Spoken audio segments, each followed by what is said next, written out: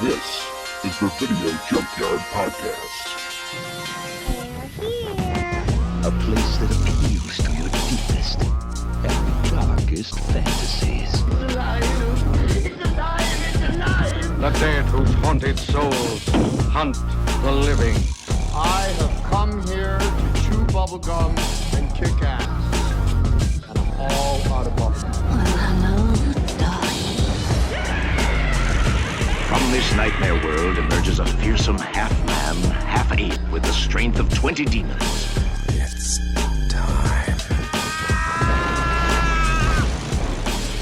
Hey everybody, and welcome back to another exciting episode of the Video Junkyard Podcast. This is Eric Branson, and with me, as always, my co-hosts Joe and Ryan. How's it going, guys? Hey, pretty good.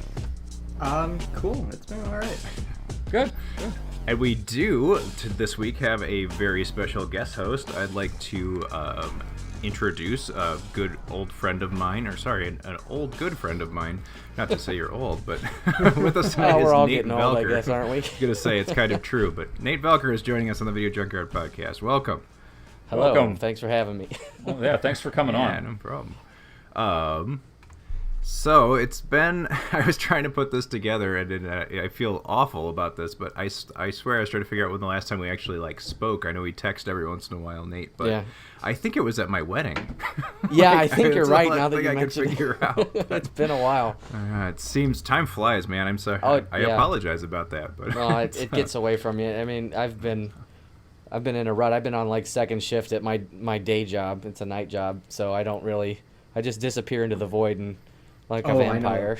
I know that. Oh yeah, it's awful. Yeah, it's great and awful at the same time. Yeah, in the past 3 years, I've disappeared into the void of having children. So that's got to be fun. Kind of does the same thing. You never come out of that void. That no, void. that's the bubble. Yeah. It's the 18-year bubble. Well, hopefully they'll get out of my house no. It's the 25-year bubble now. Yeah, it's just a phase though. It's scary. A parental phase that lasts. I recommend though that I think kids should all move in with their parents for 4 years after college, just to give the parents a taste of their own medicine. Yeah.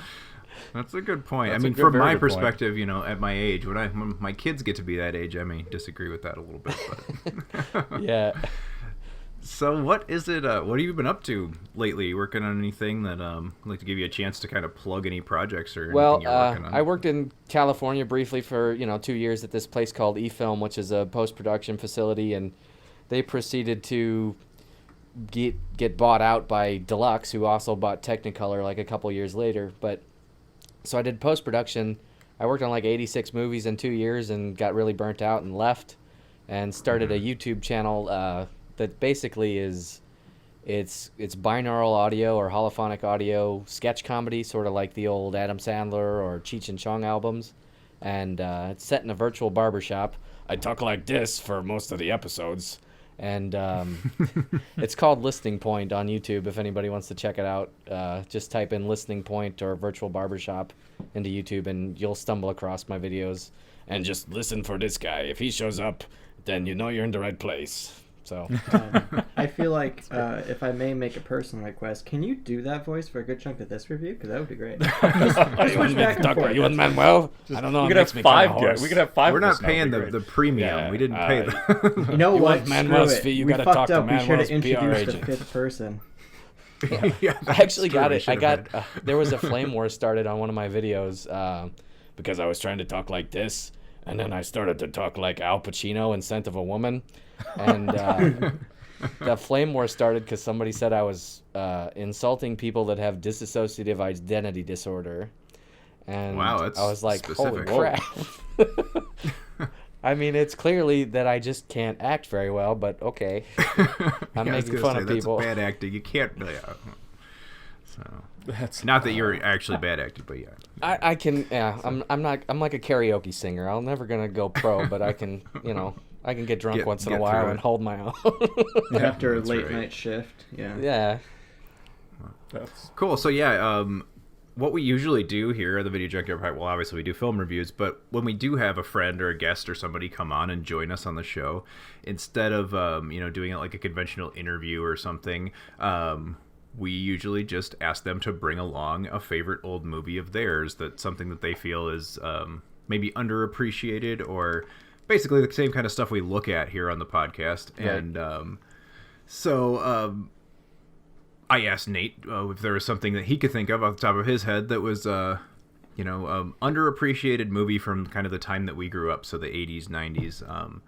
And what was it that you came up with? It was the Flight of Dragons. It was actually a toss-up between The Hitcher with, why can't I think of his name? Rutger Hauer. Rutger Hauer and The Flight of Dragons. But I went with the lighter fare. Both good choices. As you must have noticed, our magic powers have been growing dim. I'm summoning my brothers to a meeting, our first in 4 centuries.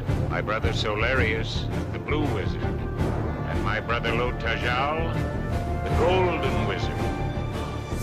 My last brother, Omadon, the Red Wizard, master of that heartless magic the world calls black. We must inspire a quest with its sacred mission to steal the Red Crown of Omadon. We will enlist the aid of allies who share our beliefs. Deny me, and you deny all magic. I am victorious. But I'm kind of glad you went with this one, because I was not as familiar with it. Only vaguely familiar with it from some...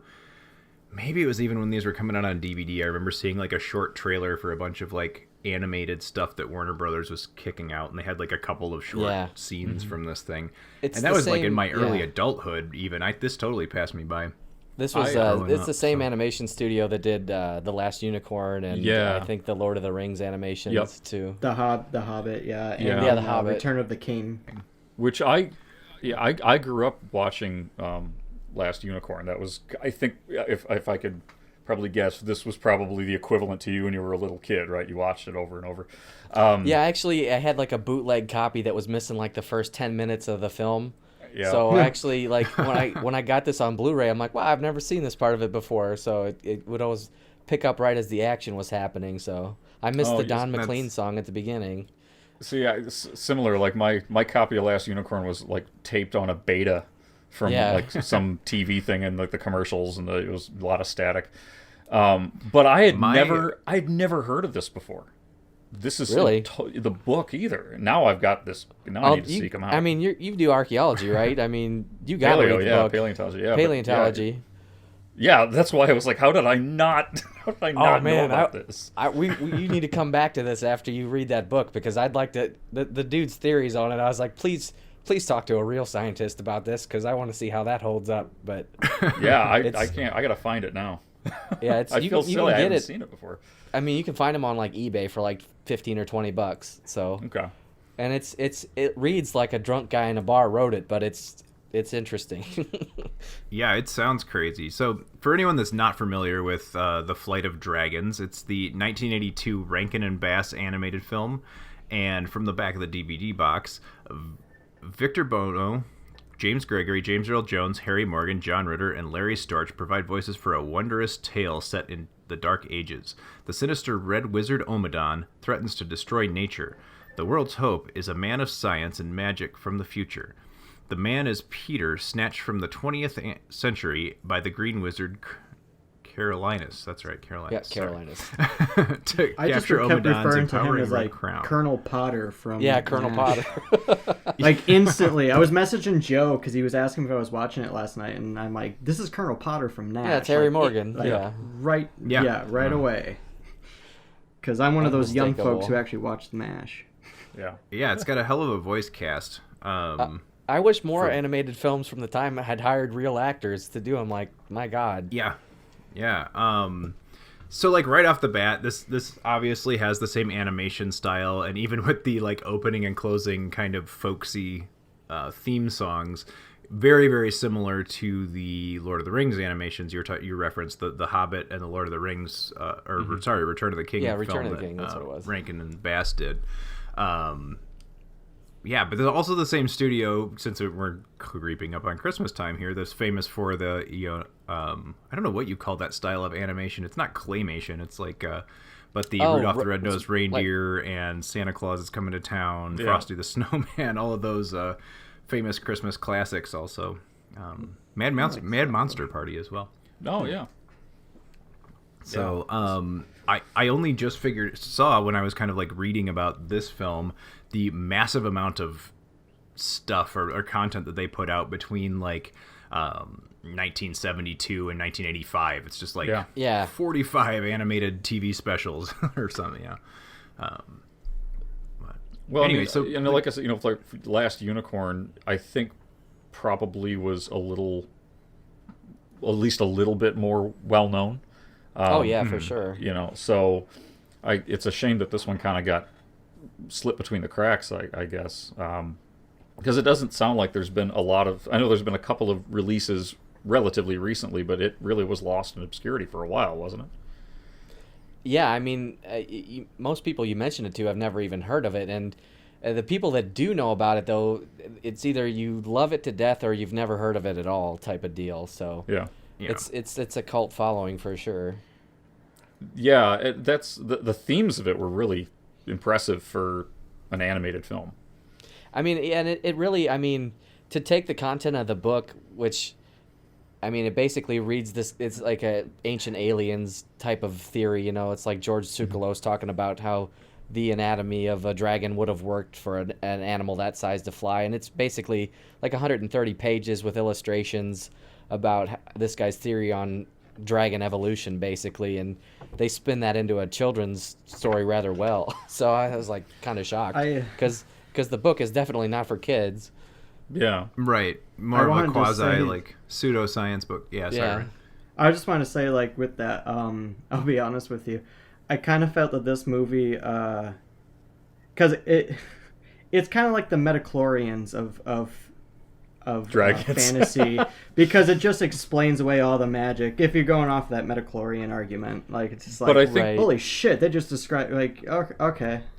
I mean, so it sounds like the original. That's a good way to put it, though. But yeah, and it sounds like the original. Oh, sorry. Go ahead. I was just gonna say that I gotta be fair. It was kind of hard to watch this movie after just watching the Slut Dragon episode of Rick and Morty. Especially, I haven't seen that yet. Spoiler alert. Yeah, I will say this: like, there is even to a point where even the older dragon, somewhat earlier in the film, mentions going to some kind of breeding dance. He's like, I'm gonna go. Yeah, that's mentioned in the book, honestly, and it's hinted at in the film. When Squirrel was talking about a mating dance. And if we're gonna combine this in the Rick and Morty universe, don't go to that dance. Well, no, Peter Dickinson describes it in the Flight of Dragons book, which is literally the Flight of Dragons is and how dragons fly versus the film, which is the Flight of Dragons, like a murder of crows type of deal.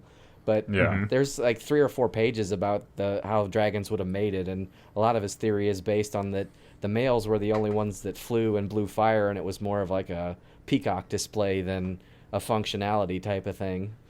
I would say in the 1950s he'd be called a dragon fanatic, but in 2019 a dragon philiac would be more like He'd be called a furry, probably. No, it's a whole different breed. I think that kind of I wasn't expecting that. Like, this is a movie that's going to be about this like science versus fantasy, not really versus, but science and fantasy, and like how they work together, and the whole like hypothetical evolution or speculative evolution. I wasn't expecting that. That actually, the movie went at first from me going, okay, well, this is an animated thing, to this has become really, really interesting. Because those are some great exercises we actually use in science. Like, the speculative evolution is something that is actually taken seriously, not like we think dragons could have existed, but speculative evolution from the sense of let's understand evolutionary processes by coming up with some fictional creature. How would it have adapted? Yeah. I can see how like that's definitely fair for someone like you who has to study the anatomy of gigantic, fascinating creatures. As a narrative, though, it did get kind of like painful for me. It felt out of place in a narrative, but I thought I can see how they tried to work it in. I mean, they wrapped it into kind of your stereotypical epic fantasy, but well, it kind of shows. It kind of shows like a nerd being kind of excited, and you're kind of like, this is kind of fascinating. Then it kind of keeps going on, and you're like, now I'm kind of agreeing with the dragon, saying, "Can you just let us do what we do?" And I'm like, I'm in the same boat here. Like, it's. It kept surprising me, so that's always a good thing. I think when you see something from years ago, and it's full of surprises, and I think this was kind of full like the whole time. And that's that I didn't expect there to be kind of a time travel, quasi like, it was totally a time travel plot, and then wrapped into kind of an epic fantasy. I didn't expect that the Peter character was going to end up inhabiting the body of a dragon for the majority of the movie, but it is the thing that I think ties it to the ground and like puts it like it is an equal with other fantasy films of the era, is that it is very concerned, and Joe touched on this a little bit, but concerned with the kind of passing of the age. So the age of magic becoming the age of science, the old world becoming the new world, and so it's got some like some headier concepts in there. And I think makes it a good watch for, it's not just it's strictly a kids movie or whatever. I think there's some good stuff going on. Yeah, and it's not quite Fern Gully in that in that aspect of it, but it's still a similar theme, man destroying magic versus nature, more or less. But it's definitely more philosophical in its way of doing that compared to Fern Gully, which is just like deforestation over the head with a mallet. The bad guy's a giant bulldozer. yeah, exactly. But this is an era where movies were a little bit more thought-provoking. Kids' movies, animated films like this were more thought-provoking in these kind of trippy ways. And Last Unicorn was like that. Secret of Nim is like that. Right. It has more weight to it. It's the Japanese call it mono no aware, which is like the what is the word I'm looking for?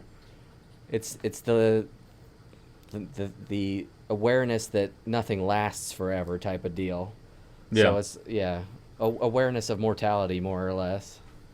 Do you feel like movies like this era, especially the Rankin and Bass films, they all have that same kind of serious tone to them for kids absolutely. Movies? It's something about even the score, I think, does that. Yeah. Do you feel like this is kind of America's version of anime? Well, it's animated by a Japanese studio, so I think it's just anime. Yeah. Yeah, does it count? Yeah, I think it does. I count it. I mean, you look at the credits, and I'm like, those are all Japanese people. So. I did notice that, and I've noticed that on the other Rankin and Bass strictly animated films that Japanese, especially whatever company this was that probably says right on the. I mean, actually, more just from the storytelling and the level of seriousness. I think so. Yeah, the heaviness of it, for sure. It's not something you'd find in typical American cartoons, really. No, it's telling a more adult story, but it's yet okay for kids. I was just thinking, the modern day animated kids films like Pixar type stuff, or just Disney or DreamWorks or something. They seem to be focusing their attention on the adults with humor, rather than thought-provoking themes. They want the thought-provoking themes for the kids, like be yourself and shit like that. Right. And this is a little bit more big. Like, if I showed this to my kids, I don't giving them a dose of some philosophical concepts that they're probably not going to like really put together till exactly. Later in life. I was going to say I yeah. don't think they'd really get it, and that's not me like trying to be mean to my kids, but I'm just saying they. Well, that's why I think a lot of people that saw it when they were kids still like it as an adult, because like they kind of grow into it. It can stay with you longer. Yeah, it's a really unique I feel era. like it honestly, and I don't know, tell me if you guys agree, but I feel like this one, and usually I'm saying the opposite of this about movies, but I feel like this could have even been a little bit longer. Like, I feel like the epic quest and all of the events that happened in it kind of felt a little bit compressed into like montages almost. It's like, sort of dominoes together. Once they've established Dragonflight, they're like, okay, let's get this over with. Yeah. And maybe they could have spent some more screen time in other places. It's a little slow starting. I don't know if we needed everything that's at the beginning, but I don't know. It gives you a nice overview of the universe that this is taking place in. Introduces each of the 4, what are they called, magicians or whatever. The wizards. Yep. Yeah, and gives you kind of a feeling for that, and yeah. So I don't know. I just feel like maybe we could have spent a little more time letting some of those other pieces of the plot play out, but yeah, what is what it is. Yep. You guys are. I feel like I'm the alien of this group of 4 now, because I do not have that pot. I don't hate this movie. I'm not gonna say that, but you guys are definitely giving it like greater acknowledgments than I saw. Because you mentioned the philosophical part, and I'm like thinking, I guess it's there. I think one of my favorite philosophical moments is when he's learning about how he refills his fire, and how they do that is they eat gemstones, which they do by robbing dwarfs. And then when explained why, the older dragon's like, because they're pushovers, essentially, because we can. We threaten to kill them, but we won't really kill them. Yeah, so like, you don't really want to eat them. That's the level of deep philosophical discussion that they have in this movie. Well, it's pretty much how to look at train the yourself science in into a nature. dragon. You got to look at the visuals too. Like, I mean, the opening, like I had never seen before. I came across the DVD was the goose getting sucked into the water wheel, and the wizard, facing off against the humans, and they basically just throw rocks at him, and his magic's too impotent or whatever. So it's like, yeah, the impotent green wizard with. Yep. I mean, the nose was a dead giveaway. Yeah, well, You always look. So I was trying to describe this movie to my girlfriend tonight, because she's like, oh, what are you guys going to talk about? I'm like, well, we watched a movie that was made by the same people who made The Hobbit, and we just watched those animated movies just a few months ago, because I bought them for her a year back, because she likes The Hobbit. And she goes, dude, they have those like big crazy eyes still, and I'm like, actually, they're kind of weird, because I'm not going to lie, the green wizard's eye, I'm like, they're not in sync. Like, no, a lot of people in this film lids, have lazy eyes. Yeah, they look like they're always in the middle of a stroke. Yeah, there's some of the animation aspect in here reminds me of some of the, and it was probably the same company, or at least some of the same people, but like the animated Real Ghostbusters show, like there's some of the same styles in that from the 80s as well. Yeah, I could see that. Yeah, I actually took a snapshot of one of the images, and we're gonna throw it in our title card when we air this, when we share it. Yeah, no, there's some derpy faces in the film. If you watch, if you're watching eyes, you're gonna see some cross-eyed characters regularly. Unfortunately, like easily cockeyed, cross-eyed, perpendicular-eyed. Well, and I think knowing nothing about this going All into over it, the place. I'll admit when I first started watching it and I see the dragons, I'm like, oh, they look fucking weird, like balloon-shaped with stupid little feet and all this. Yeah, I had the same reaction at first. The so. science of the book describes it as like the reason that it's, first of all, it's male dragons, and they evolved along the same lines as like the Draco genus of lizards, which have sort of like rib cages that have turned into wings, Right. more or less. So their bodies are basically just hydrogen dirigibles with wings, and that's why they would hang out in a cave, because they were not defensible from their sides. They basically had no rib cages and were essentially hydrogen-filled balloons and could easily be punctured. So they would hide in a cave. So if you fought them head on, their head was the most defensible portion of their body. Right. And the reason that they sleep on gold is because they burn everything they sleep on, and gold is the most malleable metal. Yeah. Yeah, I thought this was That's just quite like a really. the jump. I thought that was. I mean, that's based on the book though too. I mean, if you go from the book, a lot of their bodily fluids are also acidic. I mean, that's the book doesn't have them eating limestone. It's basically they produce enough bone within their, they call it the honeycomb of bone and muscle, that they're just constantly dissolving their own bone structure that's creating the hydrogen. So their own bodily functions are quite caustic. Well, wow. I would say, like, so if we're going to touch on the philosophy aspect, I would say that this movie felt more like a natural philosophy approach to things, in terms of where you have like Descartes and such, or very like those pre-science groups of people who would say, like, you know, our blood, or our energy is carried by little animal spirits in our body and such. Like, that's what it was feeling like for me. So that's the connection to philosophy, natural philosophy, I would say. Yeah. More so. So I think they did a good job in this movie of getting the ideas of they're crazy ideas, of course, because it's all based on this like kind of crazy text, quasi textbook about dragons. But I think they got to get a copy of the book. I do. They did a really good job of building all of that stuff into the narrative, and like it didn't. There were a couple places that maybe it felt a little bit like, hey, let's get another reference into the book, but a lot of it was built really organically into the plot of the movie.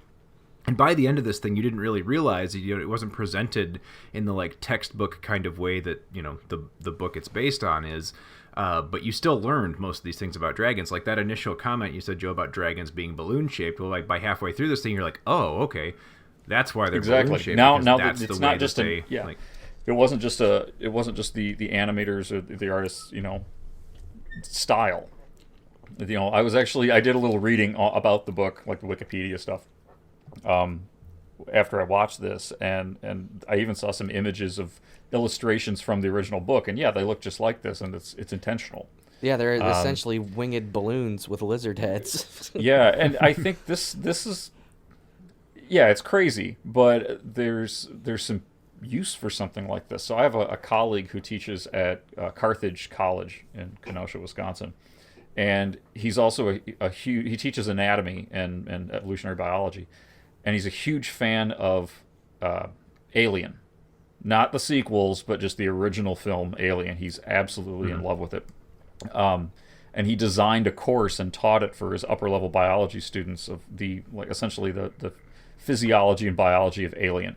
And so they had to come up with how that would work. Like, if you had metallic teeth, well, what kind of nutrients would you need to grow that?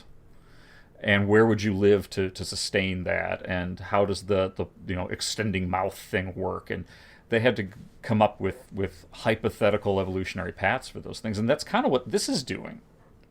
So yeah, pretty much. It's one of the theories in the book is that it was like a rushed evolutionary change based on some planetary shift, and the dragon diverged down this path of evolution, which didn't work very well, so it died out. And his theory on why there aren't any fossils of dragons is that their stomach contents or their dissolved. They were so caustic that their bodies would dissolve in a few days. I feel like the positives that are being mentioned about this movie is learning about this anatomy, and I agree it is fascinating to learn those things. Not to be like this cynic who doesn't enjoy it. I enjoy that too. But that's the thing, like, given in this age of YouTube, for example, like this kind of content feels like better and more natural in like a type of National Geographic or YouTube, like how something works kind of discussion format. Whereas this is a movie with a narrative, and there's just a lot of problems with the narrative for me. And that's what was hard for me to get into this. Like, Eric mentioned that it kind of flows organically, and it's just like, not always. Like, they do take stops, and like, it doesn't have that same kind of whimsical thing like you would get for, like, for example, the Magic School Bus. Like, I just feel like that's a good way of learning. You would get like a character like the knight who randomly has to mention, like, oh, to this dragon, mind you, this dragon human fused guy in a campfire, like, hey, we're chilling out. Incidentally, I found out that you're in love with a girl who's like 30 years my minor. I fell in love with her first when I met her at 5, but hey, whatever. He didn't fall in love with her. He vowed to fall in love with her when she was old enough. Yeah, they threw that in there, but that's still weird. Sir Orin is awfully creepy, but yeah, and then he ditches her for the next adult age appropriate female. So from the year 1200, though, I mean, that's not that far off. So the story, though, the plot of the movie is based on a different book, right? It's based on the book The Dragon and the George by George Dixon, not Right. Dickinson. Not Yeah, Peter Dickinson. Not Peter Dickinson. I had to double check that one too. Yeah, me too. And it sounds like the plot summary of that one is pretty much the same. I mean, more or less. It It's is. very, Right on. very similar. Yeah. Yeah, and that's what another thing I was going to point out early on is that this is actually a movie, interestingly enough, a movie that is based on 2 books. Yeah. That have nothing to do with each other. Right. Right, that are 2 independent things. They use, Peter Dickinson's dragon science, quote unquote, and to kind of build into this, epic Dude gets fantasy, turned high into a fantasy dragon. fairy tale, yeah. Which is interesting. I think, I don't know, I do see what you're saying, Ryan, because I keep coming back to that scene, the rock munching scene that goes on a little long with that. All it is like info dumping, like all this stuff about dragon anatomy. Yeah. And that feels a little bit forced, but I don't know. It was interesting enough to me the way that because it does. I mean, it ends up serving the plot of the movie a bit. And it's if not you don't off, have any knowledge whatsoever, it's not off that there's character a weird... for Peter Dickinson, either, because he's very No. inquisitive in the first place. Well, that's the thing. Like, given it that, like, it does do that where you have that law where you have like this element in a movie, it has to lead to something down the line. It does that, but just because you do that doesn't always mean it's good. And it's and it's like I said, they throw in some elements and they over explain it, and then you throw other elements just to have it in there, like the dwarf robbery thing. I'm like, yeah, we just robbed them. I'm like, why can't you just say you have a deal with them? Like, hey, we provide some protection, they mine this shit. No, it's essentially how you treat bees. But they don't give it that comparison. Nobody likes the main dwarves. character doesn't Dwarves even always bother get to shit give it on that in fantasy. comparison. Yeah, you just shit on them. And that's pretty much what the older dragon you know, says. It's like, why are would you the going to kill dragon them? even Like, need oh, to we make don't a really deal do with it. I don't think the dragons would need to make a deal with the dwarves. I mean, because humans don't really make a deal with the bees either. They just sort of take their honey. Yeah, if we had to deal with the bees, we wouldn't be wearing, like, the suits, you know? that's an indication there's no deal. Well, that's the thing. That adds an interesting philosophical... Yeah. That adds an interesting philosophical argument that one could go into. But what I'm just saying is you're not going to go into that. Why even bother in the first... You just make your main characters look like assholes. Well, I don't know. And that could be something from the original novel of Dragon the George. I don't know. In the Flight of Dragons book, the dragons are not benevolent at all. So they're basically big acid balls that are cannibalistic. I think one of the lines in the book is there's no... Now that sounds like a more interesting movie. There's no meal that a dragon prefers more than another dragon, more or less. Going back to that dragon orgy. Yeah, well, right. It just sounds... I don't know. Like and Ryan, you bring up a good point. Because I did walk away from this movie really, really liking it. However, I'm just trying to think. Okay, now I'm trying to reflect. Like, the story itself was like it's okay. It's kind of run of the mill, but this stuff I found was so interesting. Is that kind of elevating the entire thing? Does it elevate the entire thing? That's the thing. Like I'm ripping on this quite a bit, but that's only because like. I am kind of being a devil's advocate. I didn't intend on doing this. Like, I didn't come out with this hating this. I did actually have there's parts to enjoy about this movie, but given the discussion, I'm like, well, I felt kind of obligated to mention like, well, let's balance it. And I think it's a valid point that the from the story perspective, but I mean, because let's talk about the climax. Was it a very thrilling climax? Because where would you define the climax, though? Would it be versus Omadon or versus Breog? I'll be honest with you. I kind of saw. Yeah, I'm talking about when you get a guy with like turns into 8 dragon heads, voiced by Darth Vader, and all the dude does is he just shouts out random.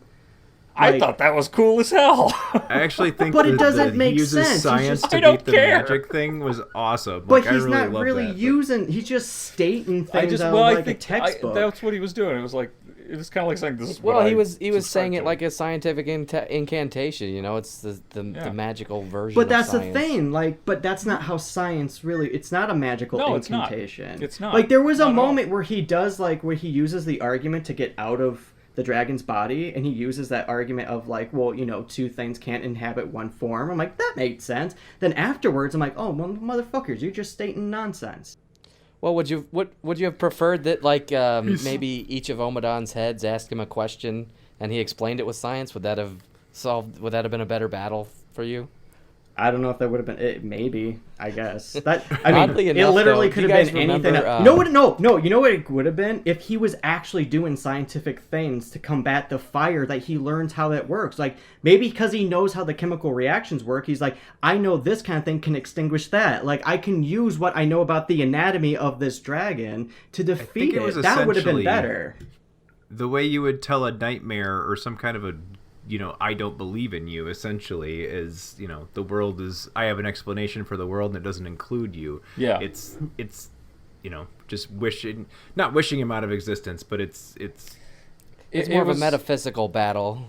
Yeah, it was a metaphysical type thing about, like, the philosophy of science versus the philosophies of magic. Oddly enough, I'm not saying I don't like the premise. I like the premise. I just don't think the delivery was good.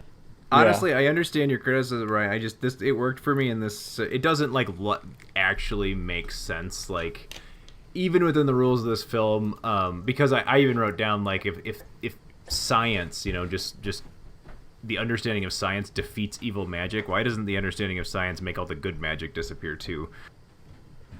Right. Yeah. Because but that's the thing, the whole conflict of the movie is like, hey, science is wiping out. We don't have a harmony. I need to make this separate ecosystem because I'm impotent as fuck. Look at my nose. I'm fucking Harry Morgan.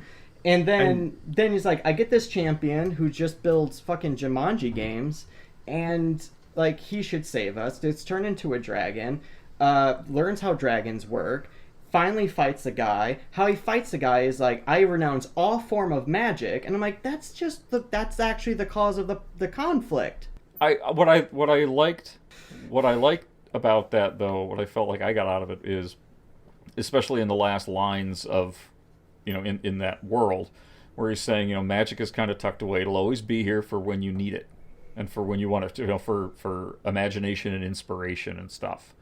But it's because this is like a long time ago. This is the end of magic. And it was almost kind of like era. Yeah, the magical era is like Carolina's almost in a way realized magic, I guess, has to die. In a way, yeah. And there's the subtext of Obandan exploiting man's greed to almost fuel dark magic, more or less. So he kind of fed on that, it seemed like. Yeah. And that's okay, but here's the thing that I have a problem with. There's a lot of implication, and I feel like there's a lot more effort to try to prove, like, see, it has the potential of these elements, and like, yeah, that's the problem. It has the potential of these elements, but it's not actually executing the potential of these elements to the best way possible to tell a compelling narrative. Like, if I want to watch these for a fantasy element, I want to see the fantasy element. If I want to watch it for, like, this breakdown of a scientific explanation of the fantasy element, I would like to see that too. I just don't think it was the best way of doing this. Is it unique in that it does it? Yes. But I don't think its uniqueness is alone to qualify this as great. Well, and I think I can see why they pulled these two stories together. And so I can see what they were trying to do. Yeah, and it has its flaws, of course. Technical and narrative. But it was made in 1982. Yeah, but I think what it's trying to do is ambitious enough, I think, in the story. And, the story trips on itself, but it, I'm not going to, like, criticize the animation too much because, again, 1982. This was like considered spectacular then. So, but yeah, also on the budget of a made-for-television special. So, yeah, it keeps up with that style similar to Hobbit, and it is enjoyable, and there are some fun elements with it, with that animation. Like, I really enjoyed the three-eyed orc. Actually, that was pretty cool. I really enjoyed that battle and everything. Yeah. Which I do have my elements about it where, I was like, hey, this here's isn't something as bad as I thought, but pretty sure we all can agree on, and that is, I remember Joe and Ryan, we reviewed the Conan films a while back, and we talked at length about how great James Earl Jones was as the villain in that, and wished that he did a little more playing characters like that, and here we get a pretty great James Earl Jones villain performance that I was unaware existed. So I was very happy about this when I watching this film and just kind I think they did a good job with the voice cast. Actually, funny enough, they really did. No, for animated films at the time, it's amazing. I mean, by today's standards, it's amazing. Yeah, I was gonna say even by today's, it's pretty good. Yeah, I will say though, the gold. We're gonna have to touch on the gold magician, who's just flat out a racist Asian stereotype. Voiced by a white guy. So I mean, but that's dated. But it's very dated. Yeah, I feel like 82 is a little late for shit like that, but it was acceptable then. It never should have been, as we always discuss, but it is a thing. So if someone does want to go into this, I feel wary, like early 80s. the animation style of this, or just the animation quality, I should say, for as great as it was apparently considered at the time, is a bit subpar compared to the actual voice acting, for the most part. This dialogue is too, in some scenes, is too in depth or good to be coming out of this animated character. Right. That's why I wish they would do with a lot of films that were like, for example, the 1986 animated Transformers film. I would like them to 3D animate that with today's technology and just use the audio verbatim from the film in the 80s. If they could reanimate this and just use audio direct from 82, that would be awesome. Yeah. I mean, and they totally, if some enough people were interested in that to get a budget for it, they could totally do something along those lines. But right. So what do you think? Should we grade this one? Okay. Well, I actually really, really enjoyed this, and in part of it because I did agree with Riot on a couple of points. It's not a perfect movie. God forbid. Part of it, yeah. Sometimes you got to be the curmudgeon. It happens. It was me last week, so. I swear to God, if you rate this higher than Hook. Oh man, I swear to God. Hang up. It's like, no, I liked it a lot. I was super surprised by it. And not super surprised just because I like the Rankin and Bass stuff, and I've grew up watching the Hobbit movie over and over and over again. That's like the way that I got into, Tolkien, Lord of the Rings, and all that stuff was through that film.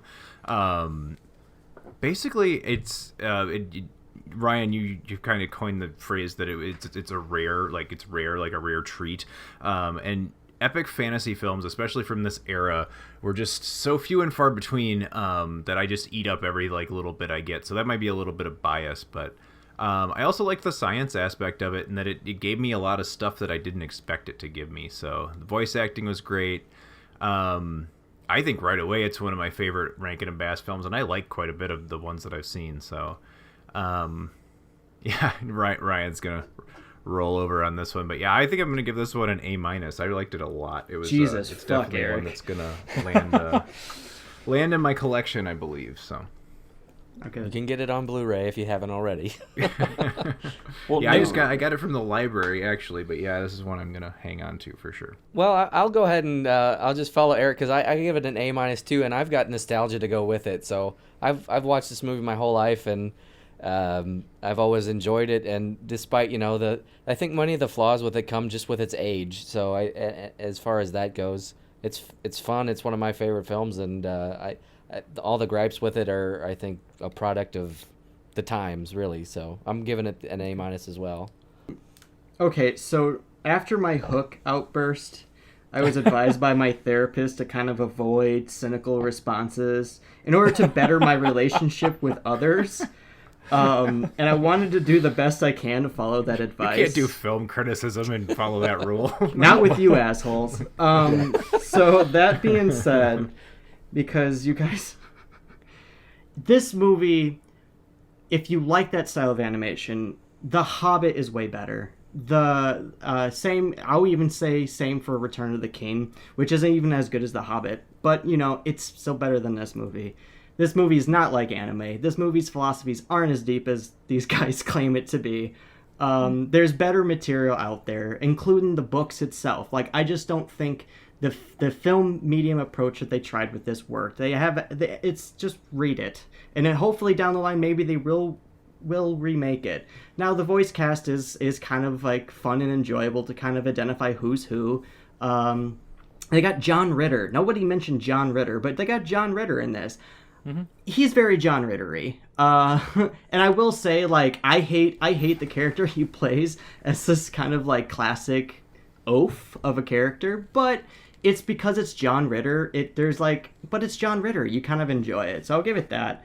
But you guys know my feelings on this. I already ranted most of it. And I will say that this gets the flight of D. So This is D for me. I think I'm not gonna. It's gonna be in between. Because honestly, I think I'm gonna give this one a solid, just middle line B.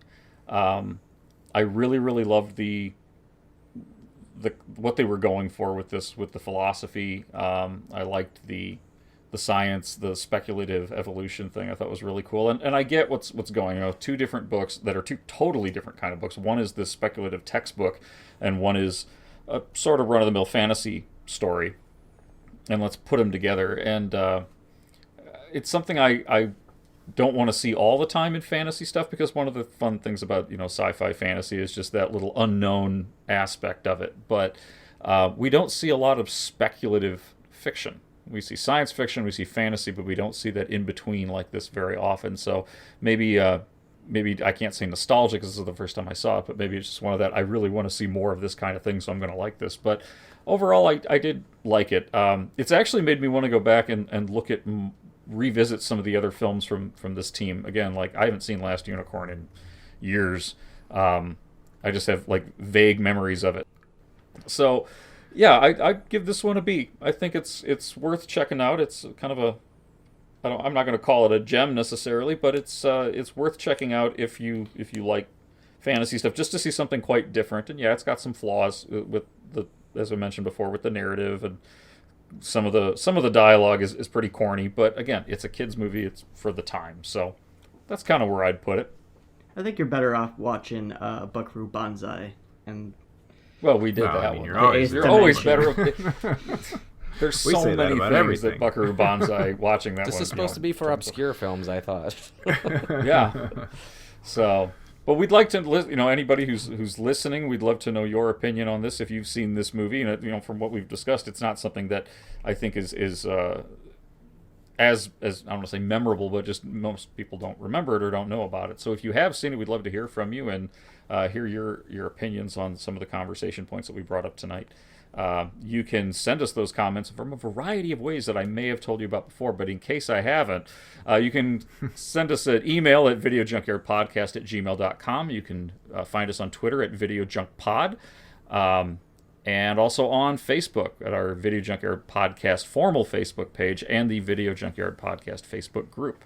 Would you guys mind if I put this up on my YouTube channel for my cadre of followers to check it out? Absolutely, yeah, please do. Share. Absolutely. Yeah. You're going to hear me just cry about this. Okay. Coming up on the podcast, we have a first ever new type of Video Junkyard podcast. That is, we are going to do a live watch. So we're going to watch a movie and record what happens. Will you hear that in real time? Who knows? It may be a disaster. We take risks we here. We're actually going to do that, and that's going to be our Christmas special. So we'll be live watching a Christmas-themed film, followed by, in the coming weeks, we're going to do a 4-part series on classic silver screen film serial and comic strip characters that were adapted into 90s action movies. So we're talking the 90s, The Phantom, The Shadow, The Rocketeer, and Dick Tracy. Those will be round us out for the rest of the year and actually into January with that. So hope you will join us for all of those. Excited about all the stuff coming up in 2020.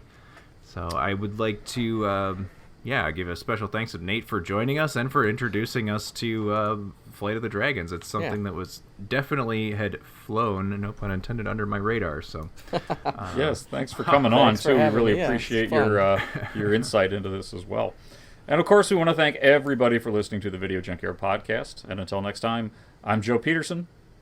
I'm Eric O'Branson. I'm Ryan Seiskell. I'm Nate Velker. Do I need to say anything? Yeah. You did. That's Nate. That's Nate. And this was his movie. YouTube.com/listening point. There you go. You have been listening to the Video Junkyard Podcast. I do wish we could chat longer, but I'm having an old friend for dinner. You just can't let them go. Go! Stay on the road.